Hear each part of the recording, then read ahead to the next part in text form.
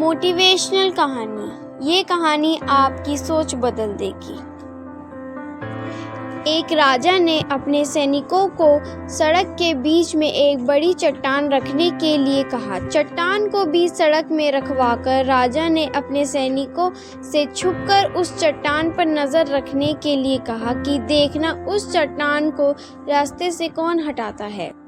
लोग उस जगह पर आते रहे और जाते रहे, लेकिन किसी ने भी उस चट्टान को रास्ते से हटाने की कोशिश नहीं की।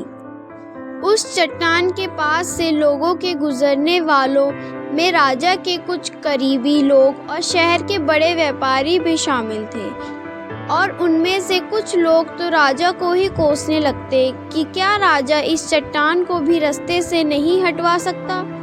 लेकिन किसी ने भी उस चट्टान को रास्ते से हटाने का प्रयास नहीं किया। ऐसे काफ़ी दिनों तक चलता रहा। एक दिन एक किसान अपनी सब्जियों के साथ उधर से गुजर रहा था। उसने चट्टान को रास्ते में पड़े देखा और सोचा कि सबको इस चट्टान की वजह से कितनी तकलीफ़ हो रही है। उसने अपनी मजबूत लाठी से उस चट्टान को एक तरफ ढकेलने की कोशिश शुरू कर दी। काफ़ी कोशिश के बाद वह उसे सड़क से हटाने में कामयाब हो गया। चट्टान रास्ते से हटाने के बाद किसान अपनी सब्जियों को उठाकर जाने ही वाला था कि अचानक उसकी नज़र एक पोटली पर गई, जो ठीक उसी जगह पर पड़ी थी जहाँ से उसने वह चट्टान हटाई थी। उसने उस पोटली को खोलकर देखा तो उसमें सोने के कई सिक्के थे, और उन सिक्कों के साथ राजा का एक संदेश भी था, जिसमें लिखा था कि ये सोने के सिक्के उनके लिए हैं जो इस चट्टान को रास्ते से हटाएगा।